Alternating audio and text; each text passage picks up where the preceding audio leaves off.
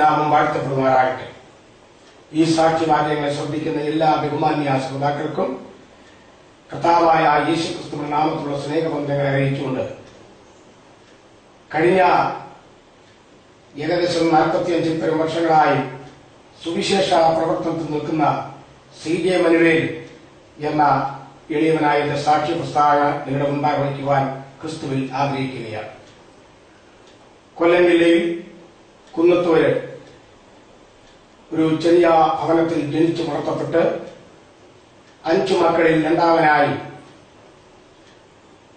ജനിച്ചു. എങ്കിലും ജന്മന കാഴ്ചയില്ലാത്തവനായി ജീവിച്ചു വരികയും മറ്റുള്ളവർക്ക് കിട്ടുന്നതുള്ള വിദ്യാഭ്യാസം എന്റെ ജീവിതത്തിൽ ലഭിച്ചില്ല. കാഴ്ചയില്ലാത്തവർ പഠിക്കുന്നതായ ആ പഠനവും എന്റെ ജീവിതത്തിൽ ലഭിച്ചില്ല. ഇങ്ങനെ എന്റെ 18ാമത്തെ വയസ്സ് അഥവാ 1969 ഈ കാലം വരെയും ജീവൻ ഒരു ഇരുളടഞ്ഞ അധ്യായമായി മുൻപോട്ട് പോയിരുന്നു. ഈ സാക്ഷ്യത്തിന് മുൻപേ ഒരു ഗാനം ആരോ ഭക്തന് എഴുതിയിരിക്കുന്നതാണ് ഞാനിവിടെ പാടിയത്.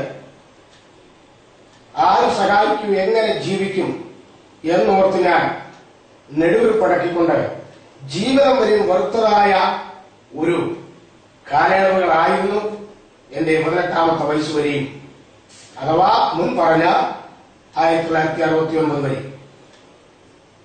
അങ്ങനെ ജീവിച്ചു വരവേ എന്റെ അയൽവാസിയായിരിക്കുന്ന ഒരു അന്നത്തെ കാലത്ത് ഞങ്ങൾ രണ്ടുപേരും ബാലകരാണ്.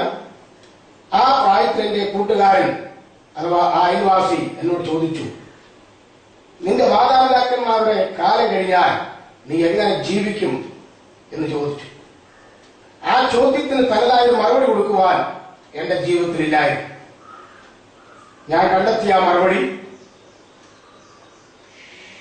ഞാൻ ഭിക്ഷാടനം എടുത്ത് ജീവിക്കും. അല്പമായി പാട്ടുപാടാൻ ചെറുപ്രായത്തിൽ ഒരു ചെറിയ വശമുള്ളതുകൊണ്ട് ഒരു ചെറിയ സംഗീതോപകരണം കൈക്കലാക്കിക്കൊണ്ട് പാട്ടുപാടി ഭിക്ഷ വെച്ച് ജീവിക്കും. ഇതായിരുന്നു എന്റെ മറുപടി.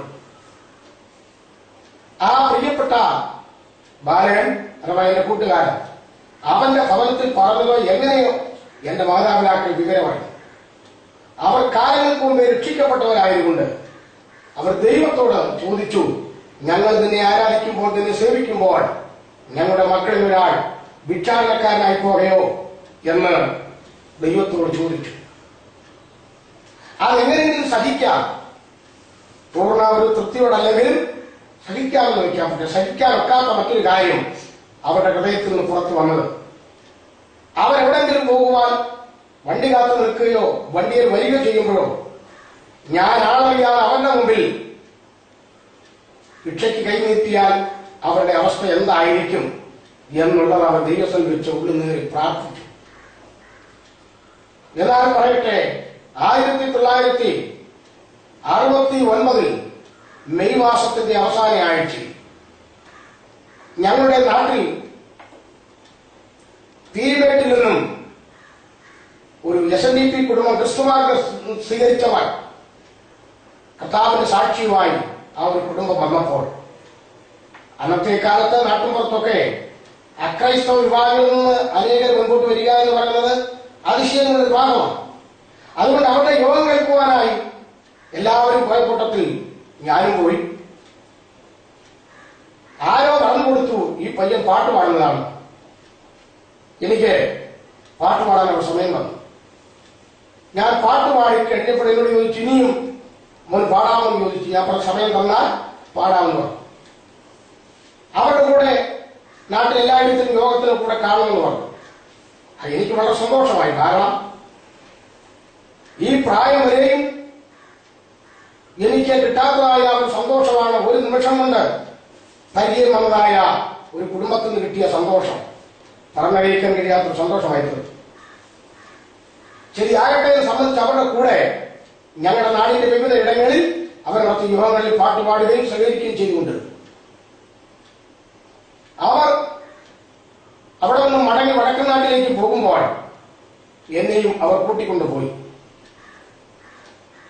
ചില മാസങ്ങൾ കഴിഞ്ഞ് എന്റെ നാട്ടിൽ നാട്ടിലേക്ക് എന്നെ കൊണ്ടുവരുമ്പോൾ 1/4 മണിക്കൂറോളം ദൈവവചനം ഘോഷിക്കുന്ന ഒരു ഘോഷകനായി തീരുവാൻ ദൈവം എന്നെ സഹായിച്ചു. അതിനെന്നെ പ്രോത്സാഹനം ചെയ്തത് ആ കുടുംബമാണ്. ഞാൻ ഇപ്പോൾ സാക്ഷി പറഞ്ഞാലും ആ കുടുംബത്തിൽ ദൈവം ഒഴികെ മാനുഷ്യധർമ്മത്തിൽ ഞാൻ മുൻപിൽ ഒരാത്മ ദർശനത്തിൽ ദർശിച്ചുകൊണ്ട് തന്നെയാണ് സാക്ഷി പറയുന്നത്. കാരണം അടിസ്ഥാനം അവിടെ നിന്നാണ് ആരംഭിച്ചത്.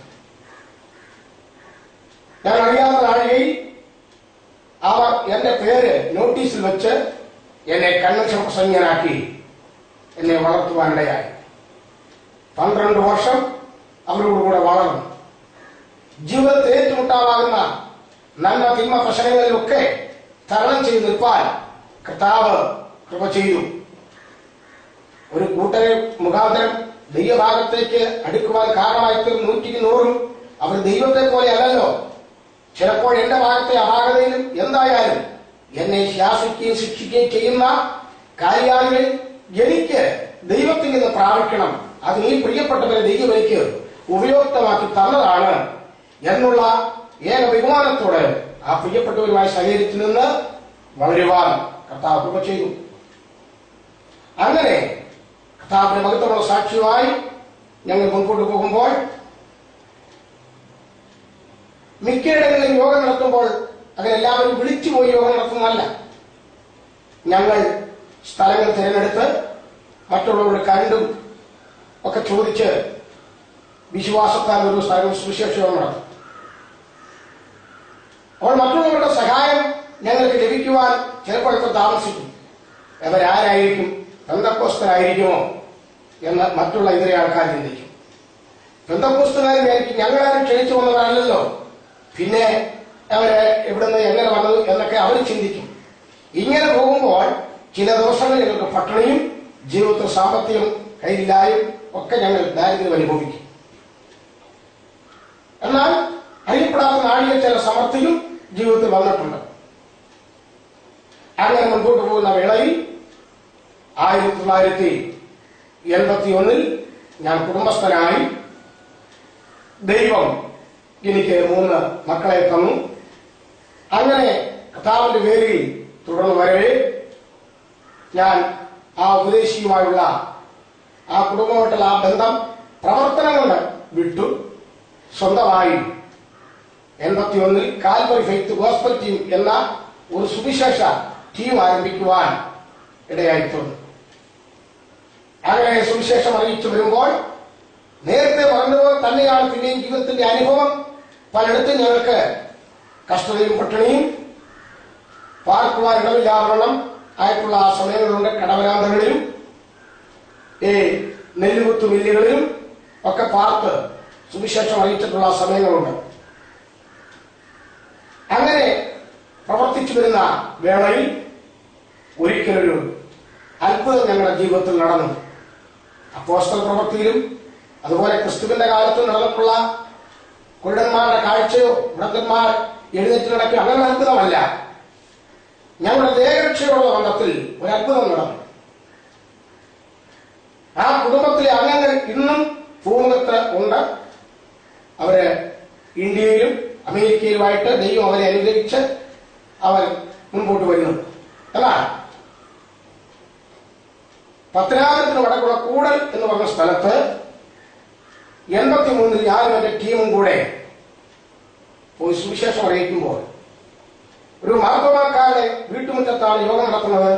ഞങ്ങൾ സ്വമേധയായി സ്ഥലം അന്വേഷിച്ച് അവിടെ യോഗം നടത്തുകയാണ്. അവർക്കാർക്കും ഇങ്ങനെ ടീമിന്റെ പ്രവർത്തനങ്ങളോ ടീം അനുഭവിക്കുന്ന കഷ്ടതകളോ ഇതൊന്നും അവർക്കറിയത്തില്ല. ആണ്ടുതോറും അവരുടെ പള്ളികളിൽ നടക്കുന്ന യോഗം ഇതിൽ കവിഞ്ഞ് മറ്റിങ്ങനെയുള്ള യോഗങ്ങളൊന്നും അറിയത്തില്ല. യോഗം കഴിഞ്ഞ് പൊതുജനമെല്ലാം പോയി. ഞങ്ങൾ 5-8 പേരുണ്ട്. മനുഷ്യത്തൊക്കെ അടിച്ചവിടെ വയ്ക്കുകയാണ്. കാരണം ചെന്ന സന്ദർഭത്തിൽ പെട്ടെന്ന് ധൃതിക്കൊന്ന് വെച്ച് കെട്ടിയതുകൊണ്ട് അതിന്റെ ഒരു കരുതലോടെ വെച്ച് കെട്ടി സൂക്ഷിക്കാനിടയായില്ല. അപ്പൊ അതുകൊണ്ടെല്ലാം അടിച്ചെടുത്ത് മാറ്റി വെച്ചിരിക്കുകയാണ്. പിറ്റേ ദിവസം എല്ലാം അതിന് നിലയിൽ കൂടെ വെച്ച് കെട്ടി യോഗം നടത്താമെന്ന് വിചാരിച്ചു. രാത്രി ഞങ്ങൾക്ക് ഭക്ഷണമില്ല. ആ വീട്ടുകാരും ആകെ വിഷമിച്ചു. വീട്ടിൽ 2 പേര് മാത്രമേ ഉള്ളൂ. 1-2 പേർക്കാണെങ്കിൽ അവർ എങ്ങനെങ്കിലും കാര്യം ക്രമീകരിക്കാം. ഞങ്ങൾ 8 പേരോളമുണ്ട്. ആകെ വിഷമത്തിലായി. അങ്ങനെ ഇരിക്കുമ്പോൾ അതിനടുത്ത് താമസിക്കുന്ന മർത്തോമായ ഒരു ഉപദേശി, ഇടവകയുടെ അംഗീകൃതമായ ആ നിലയിൽ ഉപദേശിയല്ല, സഞ്ചരിച്ച് പ്രവർത്തിക്കുന്ന ഒരു ആത്മീയ ശുശ്രൂഷ ചെയ്യുന്ന ഒരു മാന്യ ദൈവദാസൻ, അദ്ദേഹം അവിടെ വന്നു. ഈ സാക്ഷി കേൾക്കുന്ന പലരിൽ ചിലരെങ്കിലും ഞാൻ പേര് പറയുമ്പോൾ പിടികിട്ടും എന്നുള്ളതുകൊണ്ട് ഞാൻ പേരും സ്ഥലവും പറയുവാൻ ആഗ്രഹിക്കുന്നു. മെഴുവേലി ശമൂവേൽ ഉപദേശി എന്ന് പറയുന്ന ആളാണ്. കൂടുതൽ ദീർഘവർഷമായി അവർ താമസിക്കുകയാണ്. ഇപ്പോൾ ആ കുടുംബം അമേരിക്കൻ ന്യൂയോർക്കിലാണ്. ആ ശമൂവേൽ ഉപദേശിയായ യോഗസ്ഥലത്ത് വന്നു. ഉടനെ വീട്ടുകാർ കാര്യം പറഞ്ഞു. ഉടനെ പറഞ്ഞു, ഞാനും എന്റെ വീട്ടിൽ ചെന്ന കാര്യം ഇവരുടെ സ്ഥിതിയെക്കുറിച്ച് പറഞ്ഞപ്പോൾ എന്റെ ഭാര്യ എന്നെ പറഞ്ഞയച്ചതാണ്, അതുകൊണ്ട് വീട്ടിൽ കൊണ്ടുപോകാൻ വന്നതാണ്. ഈ സമയത്ത് ഞാൻ ആ ഉപദേശിയോട് പറഞ്ഞു, അച്ചായ എങ്ങനെ ഞങ്ങൾ വരാൻ കഴിയും? കാരണം ഇത്രയും പേരുണ്ട് വീട്ടിലേക്ക് വന്നാൽ. അക്കാര്യത്തിൽ വിഷമിക്കണ്ട, വീട്ടിലുള്ളവരൊക്കെ ഉത്തരവാദിത്തോട് പറഞ്ഞു വിട്ടതാണെന്ന് പറഞ്ഞു. ഞങ്ങൾ ചെന്നു. ഞാൻ ഇതുവരെ പറഞ്ഞതിൽ ആ പറയപ്പെട്ട അത്ഭുതം ആയില്ല. ആ അത്ഭുതത്തിലേക്ക് വരുവാൻ ആഗ്രഹിക്കുകയാണ്. ഞങ്ങൾ അവിടെ ചെന്നു. കുളിയുമെല്ലാം കഴിഞ്ഞിട്ട് ഞങ്ങൾ ആ വീട്ടുകാരെ ഒരുമിച്ച് പ്രാർത്ഥനയ്ക്കിരുന്നു. പ്രാർത്ഥനയ്ക്കിരുന്ന ശേഷം ഭക്ഷണത്തിന് വേണ്ടി ഞങ്ങൾ ഊണുമേശയിൽ അടുക്കുമ്പോൾ ഉണ്ടായ രംഗം, ഇപ്പോഴത്തെ ഭക്ഷണ ക്രമീകരണങ്ങളല്ലേ ഐസ്ക്രീം തുടങ്ങിയ നിലവാരത്തിലൊക്കെ വരുന്നത്. പഴയ കാലത്ത് പൗരാണികമായി ക്രിസ്ത്യാനികളുടെ ഭക്ഷണത്തിന് തൈരും പഴവും പഞ്ചസാരയൊക്കെയുള്ള ക്രമീകരണമായിരുന്നല്ലോ. അപ്പൊ ഞങ്ങൾക്ക് ഭക്ഷണം തന്നപ്പോൾ ഒരു വലിയ സദ്യവട്ടത്തിന്റെ ഒരുക്കത്തിന്റെ എല്ലാ നിലയിലുള്ള ക്രമീകരണത്തോടെ നിറവോടാണ് ഭക്ഷണം തരുന്നത്. ഞങ്ങൾ ഭക്ഷണം കഴിച്ചുകൊണ്ടിരിക്കുമ്പോൾ തന്നെ ചോദിച്ചു, വീട്ടിലെ മക്കൾ, അവരുടെ പ്രാപ്തി അതൊക്കെ ചോദിച്ചപ്പോൾ 4 പേർ പെൺമക്കളാണ്, 4 പേരും പഠിച്ചുകൊണ്ടിരിക്കുകയാണ്. അപ്പോൾ പിന്നെ ഈ ക്രമീകരണത്തിൽ ഭക്ഷണം എങ്ങനെ ഉണ്ടായി അത് ഞങ്ങൾക്ക് പിടിയില്ല. പക്ഷെ എന്നോടുകൂടെ കാഴ്ചയുള്ളവര് അവർക്ക് പിടികിട്ടിയ ഒരു വിഷയം, ഇവർ ഭാര്യയും ഭർത്താവും അതിശയപ്പെട്ട് നോക്കിക്കൊണ്ടാണ് ഞങ്ങൾക്ക് ഭക്ഷണം തരുന്നത്. അവർ തമ്മിൽ അതിശയപ്പെട്ട് നോക്കിയാണ് ഭക്ഷണം ഞങ്ങൾക്ക് തരുന്നത്. അപ്പോഴും കഥ ഞങ്ങൾക്ക് അറിഞ്ഞുകൂടാ. പിറ്റേ ദിവസം രാവിലെ ആ ഗൃഹനാഥൻ പറഞ്ഞു, നിങ്ങൾ ഈ ഏരിയ എവിടെയൊക്കെ പ്രവർത്തിച്ചാലും ഇവിടെ താമസിച്ചോളണം. കഴിഞ്ഞ ദിവസം ഭക്ഷണം കഴിച്ചതുപോലെയുള്ള നിലയില്ലായിരിക്കും, എങ്കിലും കപ്പ ഇഷ്ടം പോലെ ഇവിടെ ഉണ്ട്, എന്റെ ഭാര്യ അത് ക്രമീകരിച്ച് തരും എന്ന് പറഞ്ഞു.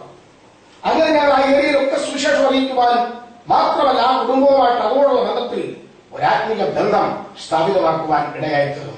പിൽക്കാലത്ത് ആ കുടുംബം പൂർണ്ണമായിട്ടും അവർ പെന്തക്കോസ്ത് അനുഭവത്തിലേക്ക് മാറി അവരുടെ ഉത്തരവാദിത്തത്തിലാണ് കൂടുതൽ അസംബ്ലീസ് കൂടെ ആരംഭിക്കുവാനും ഇടയായിത്തീർന്നത്. ഇങ്ങനെ 83 ആ നിലയിൽ കടന്നുപോയെങ്കിൽ 1996 ജൂലൈ മാസത്തിൽ ഞാൻ ആ വീട്ടിൽ ഒരു പകൽ വിശ്രമിക്കുമ്പോൾ ആ ഭവനം സഹായിക്കുകയും ആ ഭവനത്തിൽ വന്ന് കൂട്ടായ്മ കൂടി നന്മയെ രൂപിച്ച് പോവുകയും ചെയ്തിട്ടുള്ള ഒരു മാന്യ വ്യക്തി ആ വീടിന്റെ അടുക്കൽ കൂടെ കുട ധരിച്ചു പിടിച്ചു പോയപ്പോൾ അവിടെ ആ വീടിന്റെ സിറ്റൗട്ടിലിരുന്ന ചില സ്ത്രീകളോട് ആ വീട്ടിലെ മാതാവ് പറഞ്ഞ വാക്കുകൾ ഞാൻ അകത്തെ മുറിയിൽ കേട്ടുകൊണ്ട് കിടക്കുകയാണ്. ആ അത്ഭുതത്തിന്റെ വിഷയത്തിലേക്കാണ് വരുന്നത്. അവർ പറഞ്ഞ വാക്കിങ്ങനെയാണ്, ഈ അകത്തെ മുറിയിൽ കിടക്കുന്ന ദൈവദാസൻ ടീമായിട്ട് ഇവിടെ വരുമ്പോൾ അവർ ദൈവഹിതത്താലാണ് ഇവിടെ വന്നതെന്നും ദൈവമാണ് അവരെ ഇവിടെ കൂട്ടിക്കൊണ്ടു വന്നെന്നുള്ള ഒരു ഉറപ്പ് ഞങ്ങൾക്ക് ഉണ്ടാകുവാൻ ഒരു കാരണമുണ്ട്. ഇതുവരെയും അവരാ സംഗതി അറിഞ്ഞിട്ടില്ല. പക്ഷെ ഞങ്ങൾ കുടുംബമായി അതിശയപ്പെട്ടു പോയി.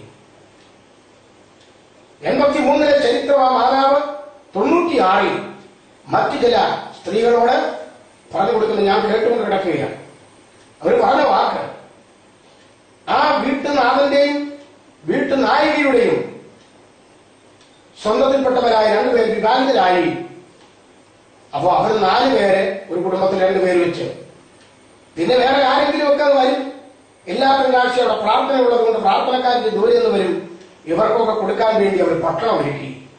പക്ഷേ അത് ഞങ്ങളുടെ ജീവിതത്തിൽ ഭാഗ്യമായി തീർന്നു. ആ പറയപ്പെട്ടവരാരും വന്നില്ല. എങ്ങനെ ഇത് അവരെ കൊണ്ട് കൊടുക്കാൻ കഴിയും. മറ്റുള്ളവരൊക്കെ സാമാന്യം നല്ല നിലയെ പരിസരത്ത് താമസിക്കുന്നവർക്ക് വിളിച്ചു കൊടുക്കാനും ഒരു ബുദ്ധിമുട്ട്. ഇങ്ങനെ ഇരിക്കുമ്പോഴാണ് ദൈവം ഞങ്ങളെ അവിടെ വീട്ടിക്കൊണ്ട് ചെല്ലുവാൻ ഇടയായി തീർന്നത്. അങ്ങനെ വിരുന്നിന് ക്ഷണിച്ച രണ്ടു കൂട്ടരും അവരാലോചിച്ചു പറഞ്ഞ് അവര് മാറിയതുപോലെ അവർ മാറിയത് മാത്രമല്ല, പതിവായിട്ട് അവിടെ പ്രാർത്ഥനയ്ക്ക് വരാമായിരുന്ന ആൾക്കാരും ഇവരോട് ഒത്തു പറഞ്ഞു മാറിയതുപോലെ അന്ന് ആരും അതിഥികൾ അവിടെ വന്നതുമില്ല. ഇതാണ് ഞാൻ പറഞ്ഞത്, ഞങ്ങളുടെ ദേഹരക്ഷയ്ക്ക് വേണ്ടി ഒരു അത്ഭുതം ദൈവം നടത്തി എന്ന് പറഞ്ഞു. അങ്ങനെ അന്ന് ആരംഭിച്ച ആ ആത്മീയ ബന്ധം കൃപയാൽ ഇപ്പോഴും ആ ഭവനവുമായിട്ട് ഞങ്ങൾക്ക് ഉണ്ട്. ദൈവത്തിന് സ്തോത്രം. ഇങ്ങനെ ജീവിതം മുൻപോട്ട് കർത്താവിനകത്തുള്ള സാക്ഷ്യമായി വരുന്ന സന്ദർഭങ്ങളിൽ പല സ്ഥലങ്ങളിലും എതിർപ്പുകൾ ഉണ്ടായിട്ടുണ്ട്. ചില സമയത്ത് രാത്രി യോഗങ്ങൾ കഴിഞ്ഞാൽ ഓടേണ്ടതായ ചില രംഗങ്ങൾ വരുമ്പോൾ അതിൽ ബുദ്ധിമുട്ടുണ്ടാകാം. ആ സമയത്തിന്റെ കൂട്ടു സഹോദരന്മാർ കൈക്ക് പിടിച്ചുകൊണ്ട് അവർ എന്നെ കൊണ്ട് ഓടിയിട്ടുള്ള സമയങ്ങളുണ്ട്. ആ തരത്തിലുള്ള ചില എതിർപ്പുകളും ജീവിതത്തിൽ ഉണ്ടായിട്ടുണ്ട്. ഒരിക്കൽ കോഴഞ്ചേരിക്ക് പടിഞ്ഞാറുള്ളതായിരിക്കുന്ന പുല്ലാട് വടക്കേക്കവല എന്ന് പറയുന്ന സ്ഥലത്ത് ഞാനും എന്റെ ടീമംഗങ്ങളും കൂടെ പരിശോധന നടത്തിക്കൊണ്ട് നിൽക്കുമ്പോൾ ഒരു കൂട്ടർ ഞങ്ങളെ നന്നായി ഒന്ന് ശ്രദ്ധിച്ചു. എനിക്കും അത് അറിയാൻ പാടില്ല, എന്റെ കൂടെ ഉള്ളവർക്ക് മനസ്സിലായി. ഞങ്ങൾ പരിശോധന കഴിഞ്ഞിട്ട് കുറച്ച് കിഴക്കോട്ട് നടക്കുകയാണ്. പുല്ലാടിന് വടക്കുവശത്ത് വള്ളിക്കാല എന്ന സ്ഥലത്ത് വൈകിട്ട് ടീമിന്റെ മീറ്റിംഗ് ഉണ്ട്. അവിടേക്ക് പോകാൻ എളുപ്പം നോക്കി ഞങ്ങൾ വഴിയിൽ കയറിപ്പോയി. ആ പോകുമ്പോൾ 4 പേർ ഞങ്ങളുടെ പുറകെ വന്നു. അപ്പോൾ ടീമിലുണ്ടായിരുന്ന പാസ്റ്റർ PD സോളമൻ എന്ന് പറഞ്ഞ യുവദാസൻ അദ്ദേഹം പറഞ്ഞു, അവർ കരുതിക്കൂട്ടലോടെ വരികയാണ് എന്ന് പറഞ്ഞു. ആൾക്കാരുടെ മുഖഭാവം കണ്ട് എനിക്കിതൊന്നും പറയാൻ ഒക്കത്തില്ല. അതുകൊണ്ട് അദ്ദേഹം അത് കണ്ടെടുത്ത് പറഞ്ഞു. കുറച്ചു കഴിഞ്ഞപ്പോൾ ഇവരിന് അടുത്തു.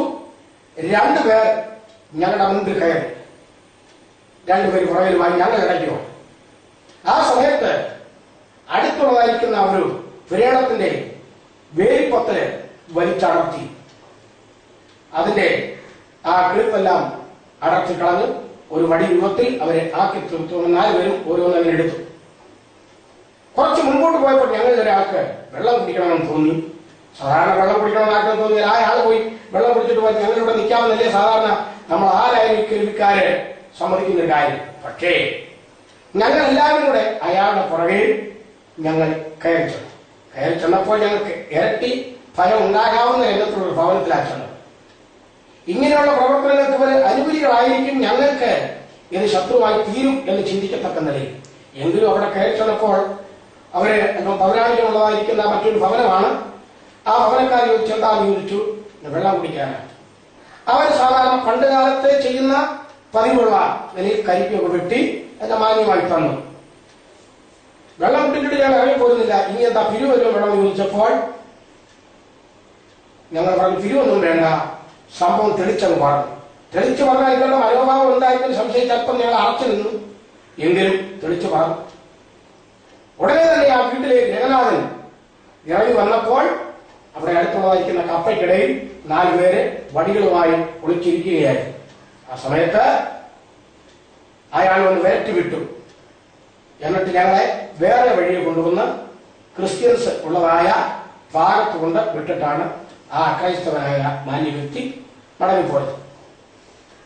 അങ്ങനെ നിരവധി സംഭവങ്ങൾ ജീവിതത്തിൽ എടുത്തു പറയുവാനുണ്ട്. അങ്ങനെ സുവിശേഷ പ്രവർത്തനമായി മുൻപോട്ട് പോകുന്ന വേളയിലാണ് കോന്നിയിൽ അട്ടച്ചാക്കൽ ഒരു പരിശോധന നടത്തി.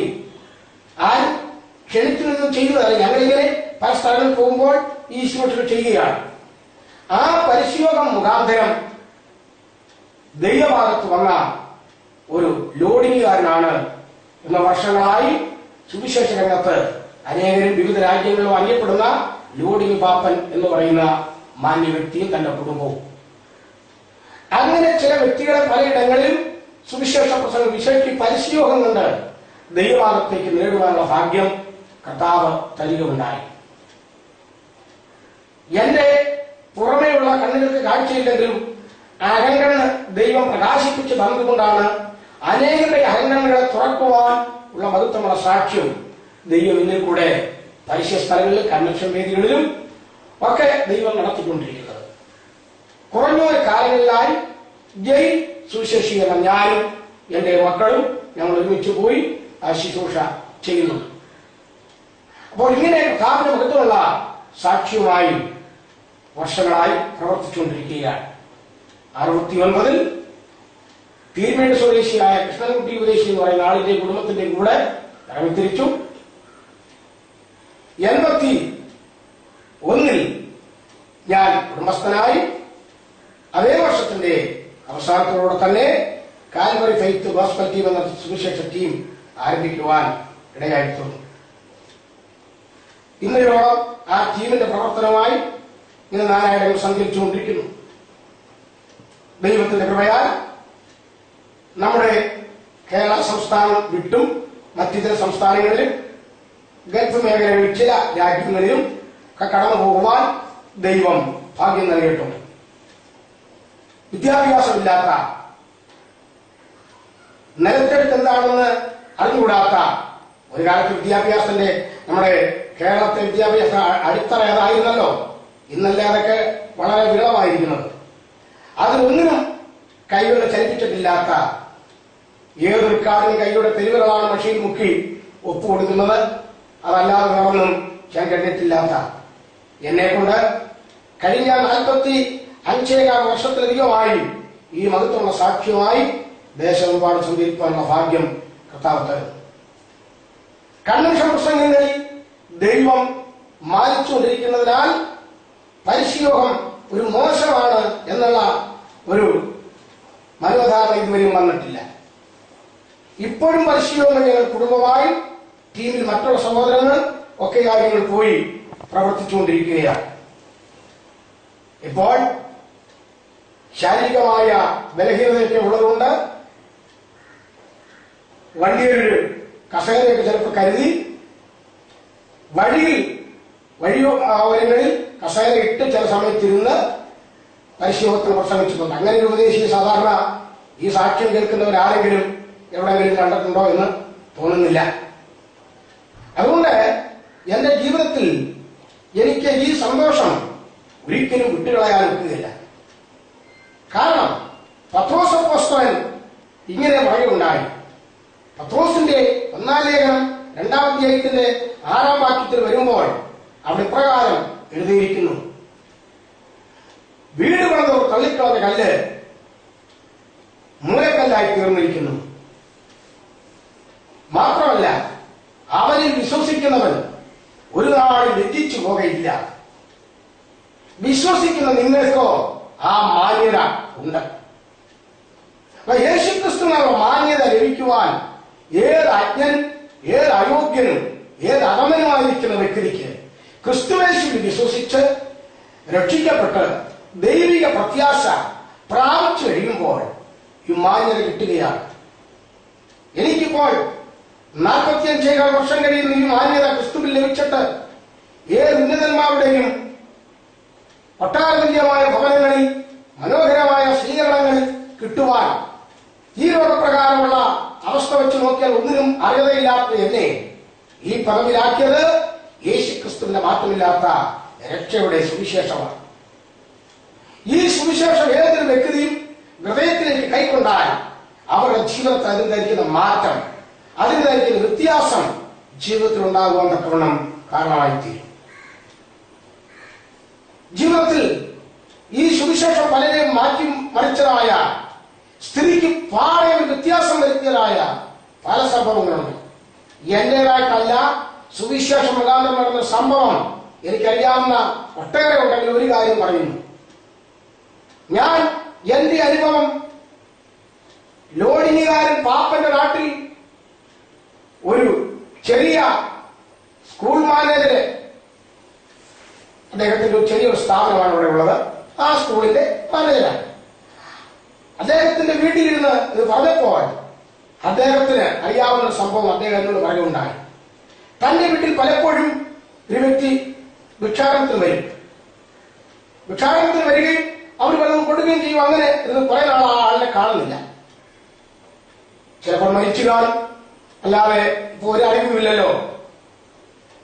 ഇങ്ങനെ ഇരിക്കുമ്പോൾ അന്ന് നമ്മുടെ നാട്ടിൻപുറത്തൊന്നും ഈ ഫാൻസ് വസ്ത്രധാരണയായിട്ടൊന്നും അധികം പ്രയാസം വന്നിട്ടില്ല. പഴയ കാലത്ത് സാധാരണ അറിയപ്പെടുന്ന ടെറി ഷർട്ടും ഡബിൾ വേസ്റ്റിയും അത് കുറെ വർഷങ്ങൾക്ക് അപ്പുറത്ത് 10-45 വർഷത്തിനപ്പുറത്ത് ഉണ്ടായിരുന്ന വേഷവിധാനമാണ്. ഒരു ദിവസം ആ സ്കൂൾ മാനേജറുടെ വീട്ടിൽ ഞാൻ എന്ന് പറഞ്ഞതായിരിക്കുന്ന ആ വസ്ത്രധാരണയുമായിട്ട് ഒരു വ്യക്തി ഒരു വേദപുസ്തകം പിടിച്ചവിടെ വന്നു. അവര് വിളിച്ചു, മാന്യമായ ഇരിപ്പിടത്തിൽ ഇരുത്തി ചായ കൊടുത്തു. കാര്യങ്ങളൊക്കെ ചോദിച്ചു. എവിടെ നിന്ന് വരുന്നു, കാര്യങ്ങൾ ഞാൻ സുവിശേഷം അറിയിച്ചു വരികയാണ്.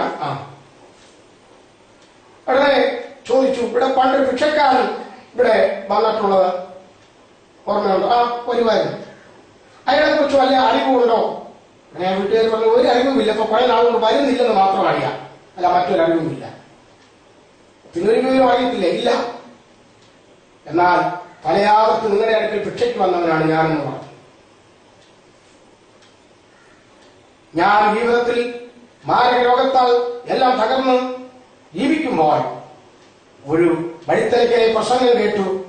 ഞാൻ അവരെ കൊണ്ട് പ്രാർത്ഥിപ്പിച്ചു, ദൈവം എന്നെ വിടുവിച്ചു. ഇപ്പോൾ ഞാൻ ആഴ്ചയിൽ ചില ദിവസങ്ങൾ ടാപ്പിംഗ് ചെയ്തുകൊണ്ട്, ചുരുക്കം ചില ദിവസങ്ങൾ മാറ്റിവെച്ചുകൊണ്ട് എന്റെ അനുഭവ സാക്ഷ്യം, ഞാൻ എവിടെയൊക്കെ ഭിക്ഷയ്ക്ക് പോയിട്ടുണ്ടോ, ആരൊക്കെ എന്നെ സഹായിച്ചിട്ടുണ്ടോ, സഹായിക്കാത്തവരുടെയും സഹായിച്ചവരുടെയും അടുക്കൽ പോയി ഈ സാക്ഷ്യം നിറവേറ്റുകയാണ് എന്ന് പറയുന്നുണ്ടായി.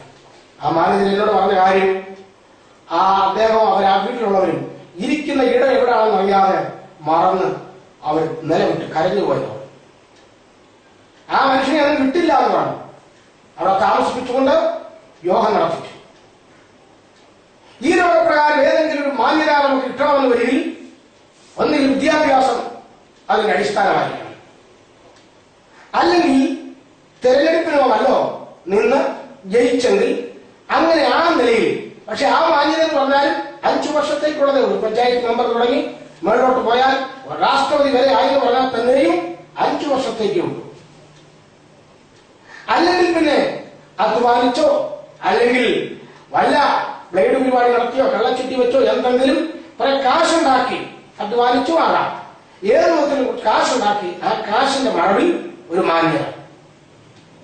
ഈ പറയപ്പെട്ട യാതൊരുവിധമായ മാന്യതകളും പറയുവാൻ ഇല്ലാത്ത എന്നെയും ഇപ്പോൾ പറഞ്ഞു നിർത്തിയ ആ ഭിക്ഷാടനക്കാരനായിരുന്ന വ്യക്തിയെയും അതുപോലെ 100 കണക്കിന് ജീവനങ്ങളെ ഈ പ്രത്യാശയിൽ ഇന്ന് വരെ നിലനിർത്തിയിരിക്കുന്ന കഴിഞ്ഞകാലം നിർത്തിയിട്ടുള്ളതുമായ മാന്യത എന്തെന്ന് ചോദിച്ചാൽ, വിശ്വസിക്കുന്ന നിങ്ങൾക്ക് ആ മാന്യത ഉണ്ട് എന്ന് പത്രോസ് അപ്പോസ്തലൻ ദൈവത്തിന്റെ ആത്മാവിനാൽ പറയുകയുണ്ടായി. അതുകൊണ്ടാണ് എനിക്കുന്ന ഒരു മാന്യമായ കുടുംബജീവിതം. 3 കുഞ്ഞുങ്ങളും എന്റെ കുടുംബവുമായി ചില സംഗീതോപകരണങ്ങളോടുകൂടെ മിക്ക ദിവസങ്ങളിലും പല കവലകളിൽ പോയി കർത്താവിന്റെ മതിലുള്ള സാക്ഷ്യം നിറവേറ്റുവാനുള്ള ഭാഗ്യം കർത്താവ് തന്നുകൊണ്ടിരിക്കുന്നു. അതുകൊണ്ട് എത്രത്തോളം കാലം ഇതിനെ എഴുന്നേറ്റ് നടന്ന് പ്രസംഗിക്കുവാൻ ഉള്ള അവസരം ദൈവം ശരീരത്തിൽ ആരോഗ്യപരമായി തരുന്നുവോ, ആ നാടുകളിലൊക്കെയും ഏത് രാജ്യങ്ങളിലൊക്കെ പോയെന്ന് പറഞ്ഞാലും ഈ പരിശീലനം ഞാൻ നിർത്തുകയില്ല. കാരണം ജീവിതത്തിൽ ലഭിച്ച അനേക ആത്മാക്കളുടെ യഥാർത്ഥ വഴിയൊരുക്കൽ എന്ന് പറയുന്നത് ഈ പരിശീലനമാണെന്ന് കാരണം. അതുകൊണ്ട് പ്രിയമുള്ളവരെ, എളിയവനായ എന്റെ സാക്ഷ്യം കേൾക്കുന്ന നിങ്ങളുടെ ജീവിതത്തിൽ കർത്താവായ യേശു ക്രിസ്തുവിനെ പിൻപറ്റാത്തവർ ആരെങ്കിലും ഒരു വ്യക്തി ഈ സാക്ഷ്യം കേൾക്കുന്നെങ്കിൽ ഇത് ഏതെങ്കിലും കഴിവില്ലാത്തവന്റെ ഒരു കാര്യമാണെന്ന് പറഞ്ഞ് തള്ളിക്കളയാതെ ഈ സാക്ഷ്യം വാസ്തവത്തിൽ ഇതിന്റെ അനുഭവം കണ്ണിന്റെ പ്രശ്നം എന്നുള്ളതല്ല, ജീവിതം തകർന്ന് കുഴഞ്ഞു കിടക്കുന്ന ജീവിത പശ്ചാത്തലത്തിൽ ഈ കർത്താവായ യേശു ക്രിസ്തുവുമായിട്ടുള്ള ബന്ധത്തിൽ ജീവിച്ചാൽ ഒരു പൈസയും ചെലവില്ലാതെ ഒറ്റ ചെലവ് വരും. നമ്മുടെ ഹൃദയം ദൈവസന്നിധിയിൽ ഒന്ന് ഒരുക്കണം, നാം ഒന്ന് ഒരുങ്ങണം, നാം ദൈവസന്നിധിയിൽ നമ്മളെ തന്നെ ഒന്ന് ഏൽപ്പിച്ചു കൊടുക്കണം. ഏതൊരു വ്യക്തിയെയും രൂപാന്തരപ്പെടുന്ന കർത്താവ്.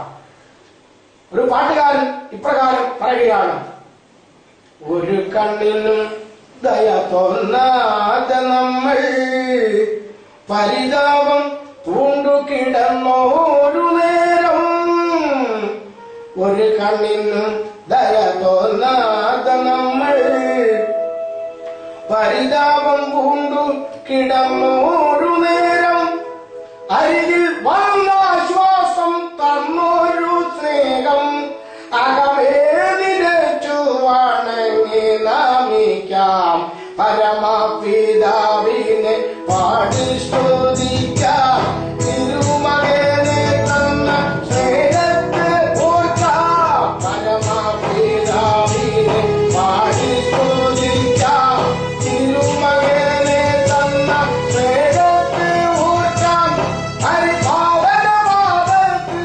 തിരുനാമിക്കാം പരമാനന്ദത്തോടെ പാടി പുകഴ്ത്താം പരമപിതാവിനെ പാടി സ്തുതിക്കാം.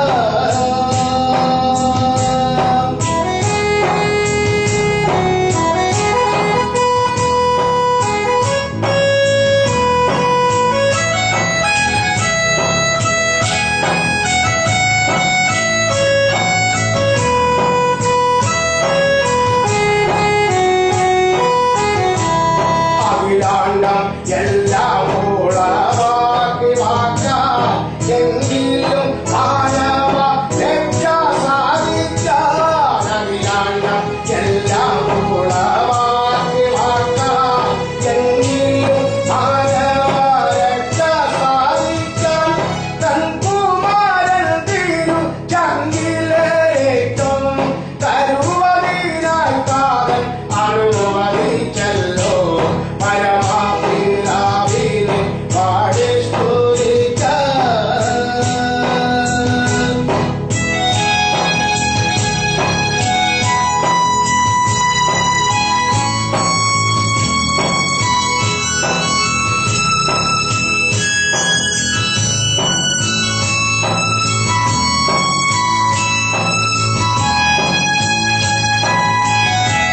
തിരുവചനം നമ്മൾക്ക് വഴികാട്ടുവാനും പരിശുദ്ധാത്മാവിനെ ഗുരുബോധനായും തിരുവചനം നമ്മൾക്ക് വഴികാട്ടുവാനും പരിശുദ്ധാത്മാവിനെ ഗുരുബോധനായും പരിപാലിപ്പാനായി ഭൂതഗണത്തെയും കരുവാൻ പ്രസാദിച്ച കാതനു സ്തോത്രം പരമപിതാവിനെ പാടി സ്തുതിക്കാം തിരുമകനെ തന്ന സ്നേഹത്തെ ഓർക്കാം പരിപാവനവാദത്തിൽ വീണു നമിക്കാം പരമാനന്ദത്തോടെ പാടി പുകഴ്ത്താം പരമപിതാവിനെ പാടി സ്തുതിക്കാം.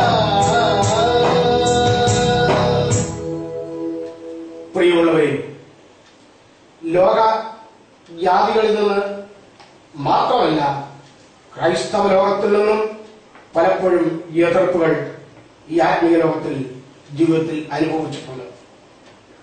അത് പറയുവാൻ ഒട്ടേറെ ഉണ്ട്, ആ ഭാഗങ്ങളിലേക്ക് കടക്കുന്നില്ല. എന്നാൽ പൗലോസ് ജീവിതാനുഭവം കൊരിന്ത്യലേഖനത്തിൽ വിവരിച്ചത് ഞങ്ങൾക്കും ഒരു പ്രവചനമായി അന്നേ കിടക്കുകയാണ്. സ്വജനത്താനുള്ള ആപത്ത്, ആത്മീക മണ്ഡലത്തിലെ സ്വജനം എന്ന് പറയുന്നത് രക്ഷിക്കപ്പെട്ട ദൈവഭാഗത്ത് നിൽക്കുന്നവരാ. അവരിൽ നിന്നുള്ള ആപത്ത് ജീവിതത്തിൽ ഉണ്ടായിട്ടുണ്ട്. എന്നാൽ കൊലോസ്യലേഖൻ 2-ാം അധ്യായത്തിന്റെ 6-7 വാക്യങ്ങൾ വായിച്ചു വരുമ്പോൾ അവിടെ കാണുന്നത് പോലെ അവനിൽ വേരൂന്നാണ്. ആര്? ക്രിസ്തുവിൽ വേരൂന്നിയെങ്കിൽ മാത്രമേ ജീവിതത്തിൽ ഏറ്റുമുട്ടുന്ന പ്രതിസന്ധികൾ കൊണ്ട് ഈ കൃപയിൽ നിന്ന് അടർന്നു പോകാതെ പിഴുതു പോകാതെ നിലനിൽക്കാൻ തക്കവണ്ണം കഴിയുള്ളൂ. ചിലരൊക്കെ ചിലപ്പോൾ ശോഭിച്ചു കഴിഞ്ഞിട്ട് അവരെ പിന്നെ ആത്മീയ രംഗത്ത് അവരെ കാണില്ല. അന്വേഷിക്കുമ്പോൾ പറയുന്നത് ചിലപ്പോൾ അവർ വലിയ തെറ്റുകാരല്ലായിരിക്കാം. ചിലരുടെ പ്രവൃത്തി കണ്ടിട്ട് അവർ ഇതിനകത്ത് വിട്ടുപോയി. എന്തൊരു കഷ്ടമാണ്. മറ്റൊരുത്തന്റെ പ്രവൃത്തി നോക്കിയാണോ നമ്മളെ ഈ കൃപയിലേക്ക് കർത്താവ് വിളിച്ചത്? കർത്താവ് ഒരു ചോദ്യം ചോദിക്കുന്നുണ്ട് പ്രവാചക പുസ്തകത്തിൽ, ഞാൻ നിന്നോട് കാര്യം തീർക്കുന്ന നാളിൽ നിന്റെ കൈകൾ ബലപ്പെട്ടിരിക്കുമോ? നിന്റെ കാലുമുട്ടുകൾക്ക് ബലമുണ്ടാകുമോ എന്ന് ചോദിക്കുന്ന ചോദ്യമുണ്ട്. ഈ സാക്ഷ്യം കേൾക്കുന്ന അല്പമായ നിലയിൽ വചനഘോഷവും കൂടെ ശ്രദ്ധിക്കുന്ന മാന്യ ജീവിതങ്ങൾ ആരായിരുന്നാണ്? ഒരു നിമിഷം ചിന്തിക്കണം. നിങ്ങളോടുള്ള വിഷയം ദൈവം എന്നോട് ചോദിക്കത്തില്ല, എന്നോടുള്ള വിഷയം നിങ്ങളോട് ചോദിക്കത്തില്ലെന്ന് മാത്രമല്ല, എന്റെ കുടുംബത്തിലെ അംഗങ്ങളോട്, എന്റെ ഭാര്യയോട്, എന്റെ മക്കളോട് എന്നോടുള്ള വിഷയം ചോദിക്കത്തില്ല. ന്യായവിധി എന്നോടുള്ളത് എന്നോട് മാത്രമേ ചോദിക്കൂ. അതുകൊണ്ട് അവരുടെ പല പല വീഴ്ചകൾ കണ്ടിട്ട് നമ്മൾ ദൈവകൃപയിൽ നിന്ന് അന്യപ്പെട്ടു പോകുക എന്ന് പറഞ്ഞാൽ അതൊരിക്കലും ദൈവമുണ്ടാകെ അത് നിരക്കാവുന്ന ഒരു കാര്യമല്ല. ഇന്നിവരുടെ പ്രവൃത്തി എനിക്ക് സഹിച്ചില്ല, അവർ വല്ലാത്ത നിലയിൽ കൂടെ അവരുടെ ജീവിതം മുൻപോട്ട് കൊണ്ടുപോയി, അതെനിക്ക് സഹിച്ചില്ല എന്ന് പറഞ്ഞ് ഒഴിയാൻ ഒക്കത്തില്ല. നാമും ദൈവവുമായിട്ടാണ് ബന്ധമുള്ളത്. ഒരിക്കൽ പട്ടത്തു സഭയിൽ നിന്നും ഒരു മാന്യ വ്യക്തി, പട്ടക്കാരൻ ഇറങ്ങിത്തിരിച്ചു. അദ്ദേഹം മുഖാന്തരം അനേക നൂറുകണക്കിനല്ല ആയിരങ്ങളോളം ഈ രക്ഷയിൽ വന്നു. ആളുകൾ ഒത്തിരിയായി. അങ്ങനെ നല്ല തിരിഞ്ഞൊരു അപ്പോസ്തൽ എന്ന് തോന്നുവാനും ശുശ്രൂഷയിൽ നിൽക്കുമ്പോൾ എന്ത് കാരണമെന്ന് അറിയുന്നില്ല, അദ്ദേഹം തിരിച്ചു പഴയ അവസ്ഥയിൽ പോയി. പോയത് മാത്രമല്ല, അദ്ദേഹം സ്നാനപ്പെടുത്തി ഈ കൃപയിൽ നിർത്തിയ ദൈവമക്കൾക്ക് കത്തിട്ട് വിവരം അറിയിച്ചു. അന്നിങ്ങനെ ഫോൺ ഒന്നുമില്ല. കത്തിട്ട് വിവരം അറിയിച്ചു, ഞാൻ അന്നത്തെ ഉണർവിൽ ഇങ്ങനെയൊക്കെ ചെയ്തെങ്കിലും ഞാൻ തിരിച്ചു നമ്മുടെ പഴയ ആ പടിയിലേക്ക് പോരുന്നു, നിങ്ങളും പോരണമെന്ന് പറഞ്ഞു. അവരെല്ലാവരും കൂടെ തമ്മിൽ നിന്ന് കൂടി കത്ത് മുഖാന്തരം ഈ രക്ഷിക്കപ്പെട്ട് പല സ്ഥലങ്ങളിൽ നിൽക്കുന്നവർ. ഫോൺ മുഖാന്തരം പറ്റത്തില്ലെന്ന് നേരത്തെ പറഞ്ഞല്ലോ. എല്ലാവരും കൂടി ആലോചിച്ച് എന്താണ് മറുപടി കൊടുക്കേണ്ടത്. അവരിവിടെ ചേർന്നൊരു എഴുത്തെഴുതി, ബഹുമാനപ്പെട്ട അച്ഛൻ, ഞങ്ങളെ അറിയിച്ച വിവരത്തിൽ ഞങ്ങൾക്ക് സന്തോഷമുണ്ടെങ്കിലും ഞങ്ങൾക്ക് മറ്റൊരു കാര്യം പറയുവാനുണ്ട്. ഞങ്ങളെ സ്നാനപ്പെടുത്തിയ ശേഷം ഞങ്ങൾ കലയിലേക്ക് കയറുന്നതിന് മുമ്പേ ഞങ്ങളുടെ തലമേൽ കൈയുയർത്തി മരണപര്യന്തം വിശ്വസ്തനായി വിശ്വസ്തയായി നിൽക്കുക ഇത് സ്ത്രീകളോടും പുരുഷന്മാരോടും പറഞ്ഞ വാക്ക്, എന്നാൽ നിത്യജീവന്റെ വാടാത്ത കിരീടം പ്രാപിക്കുന്നു. ആ വാക്ക് പിൻവലിക്കാമെങ്കിൽ ഞങ്ങൾ മടങ്ങി വരാമെന്ന് പറഞ്ഞു. ആ മാന്യ വ്യക്തിക്ക് ആ വാക്ക് പിൻവലിക്കാൻ ഒക്കുന്ന കാര്യമാണോ? അത് ദൈവവചനമാണ്. അത് അദ്ദേഹത്തിന് പിൻവലിക്കാൻ ഒക്കുമോ? അതിന്റെ അർത്ഥം അവർ മടങ്ങിപ്പോയില്ല. ഒറ്റ വ്യക്തി പോലും മടങ്ങിപ്പോയില്ല.